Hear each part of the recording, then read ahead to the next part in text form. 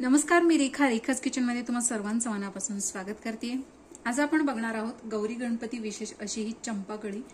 दिसायला जरी खूप किचकट असली तरी करायला खूप सोपी आणि खायला तेवढीच टेस्टी अशी ही चंपाकळी। यासाठी आपल्याला साहित्य काय लागणार आहे, कशा पद्धतीने बनवायचे आहे, चला तर मग बघून घेऊया।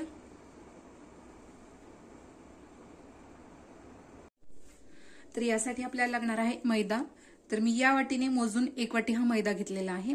त्याचप्रमाणे 1 वाटी साखर, अर्धा लिंबू, 2 वेलची, अगदी थोडंसं मीठ आणि 2 चमचे तेल। आपण तेल मोहनासाठी इथे वापरतोय, तुपाचा देखील तुम्ही इथे वापर करू शकता।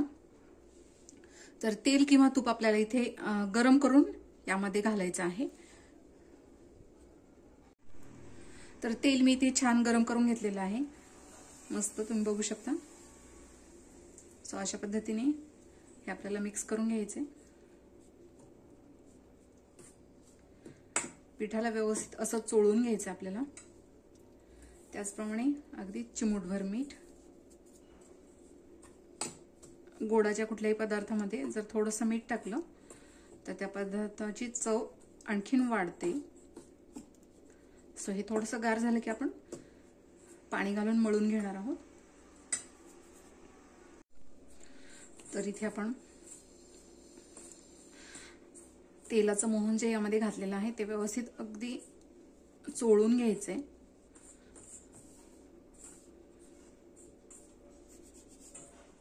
अशा पद्धतीने आपण हे मस्त तेल इथे लावून घेतलेलं आहे। सो यामध्ये आपण थोडं थोडं पाणी ऍड करून छान असा घट्ट गोळा मळून घेणार आहोत।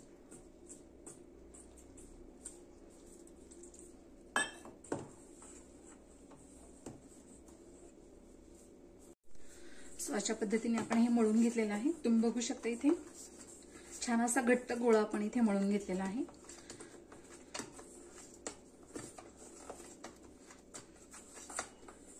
सो 10 मिनिट आपण हे झाकून ठेवणार आहोत। तोपर्यंत आपण यासाठी लागणारा पाक तयार करून घेऊया। पाक तयार करण्यासाठी आपण इथे एका कढईमध्ये साखर घेतलेली आहे। त्याचप्रमाणे पाक लवकर होण्यासाठी साखर बुडेल इतपतच पाणी आपल्याला यामध्ये घालायचं आहे, बस।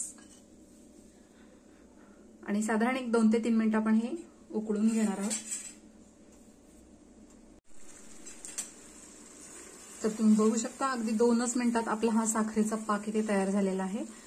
तर आपल्याला इथे 1 तारी पाक तयार करून घ्यायचा आहे। तुम्ही बघू शकता इथे आपला पाक तयार झालेला आहे।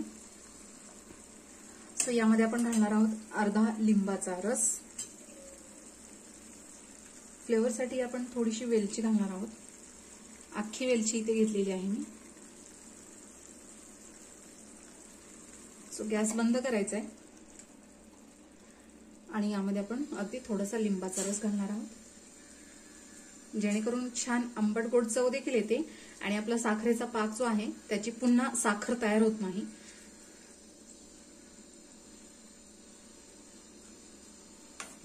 सो हे व्यवस्थित असं मिक्स करून घ्यायचं आपल्याला।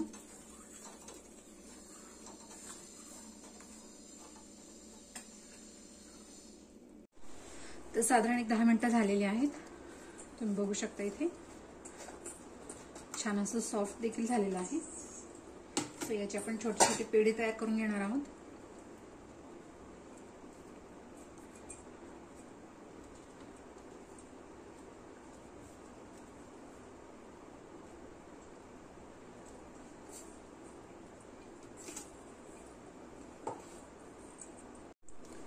सो याची आपण पुरी लाटून घेणार आहोत। तर अशा पद्धतीने आपल्याला ही पुरी लाटून घ्यायची आहे।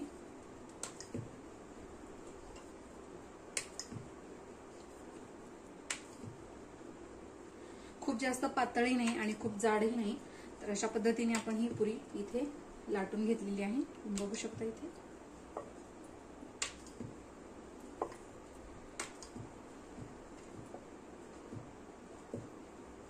मस्त अशी पुरी इथे तयार झालेली आहे।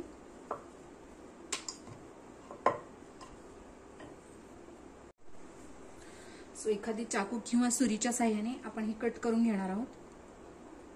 तर अशा पद्धतीने आपल्याला कट करून घ्यायचं आहे. दोन्ही याच्या ज्या कडा आहेत त्या तशाच ठेवायच्या आहेत, फक्त मध्यभागी आपल्याला कट द्यायचा आहे. अशा पद्धतीने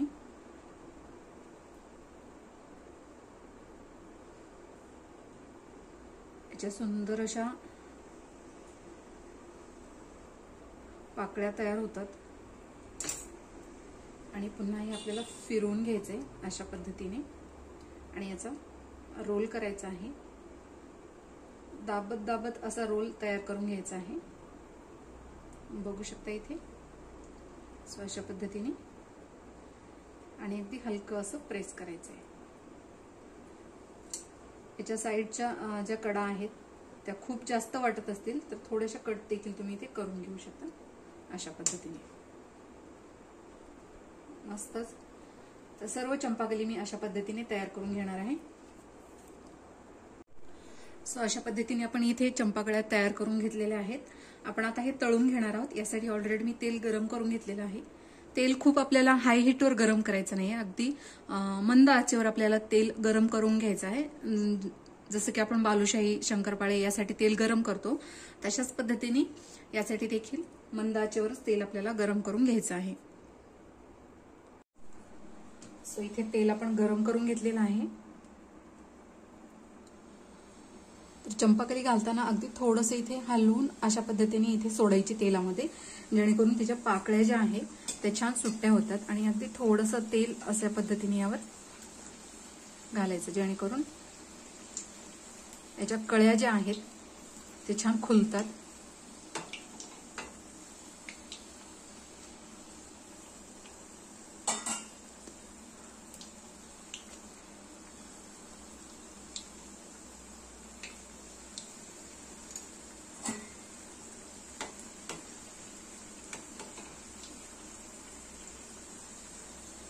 एका वेळेस आपण दोनच इथे चंपाकळ्या तळणार आहोत. तर थोड्याशा आलटून पलटून आपल्याला या तळून घ्यायच्या आहेत. तुम्ही बघू शकता इथे मस्त अशा पाकळ्या इथे दिसतायत. अगदी मंद आचेवरच आपल्याला हे तळून घ्यायचं आहे, जेणेकरून ते छान खुसखुशीत तयार होतात.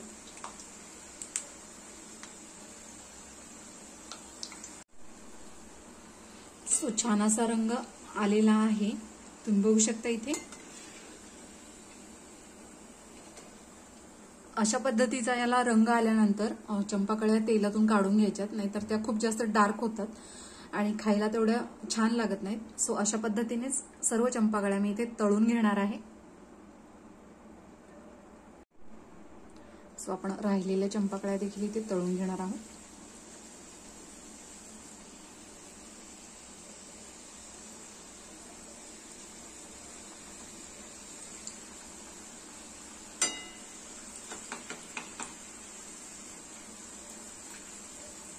यावर थोडंसं तेल अशा पद्धतीने उडवायचं, जेणेकरून त्याच्या पाकळ्या खुलून येतात. सो अशा पद्धतीने सर्व चंपाकळ्या आपण इथे तळून घेतलेल्या आहेत. पाक देखील गार झालेला आहे. तर यासाठी आपल्याला पाक गारच करून घ्यायचा आहे. जर गरम पाकामध्ये आपण चंपाकळी घातली तर ती मऊ पडते. सो त्यामुळे अशा छोट्या छोट्या टिप्स लक्षात ठेवूनच आपण असे पदार्थ बनवले तर ते छानच होतात. आपल्याला पाकामध्ये फक्त डीप करून घ्यायचे आणि ते एका ताटात असे काढून घ्यायचे. तुम्ही बघू शकता पाक देखील मस्त असा एकतारी झालेला आहे. त्यामुळे फक्त आपण डीप करून घेणार आहोत. फार जास्त वेळ आपल्याला पाकामध्ये ठेवायची नाही, नाहीतर खूप गोड होते. सो अशा पद्धतीने आपण हे प्लेटमध्ये काढून घेणार आहोत. सो अशा पद्धतीने आपल्या ह्या चंपाकळ्या तयार झालेल्या आहेत. तुम्ही बघू शकता इथे साधारण 2 वाटी मैद्यामध्ये 20 चंपाकळ्या तयार होतात. सो रेसिपी जर आवडली असेल तर नक्की ट्राय करा. व्हिडिओ जर आवडला असेल तर लाईक करा, शेअर करा, सबस्क्राईब करायला विसरू नका. बेल आयकॉनला क्लिक करा, जेणेकरून तुम्हाला माझ्या व्हिडिओची नोटिफिकेशन येत राहील आणि अशाच प्रकारच्या छान छान रेसिपीज तुम्हाला बघता येतील. प्रेमाने बनवा, प्रेमाने खाऊ घाला. धन्यवाद.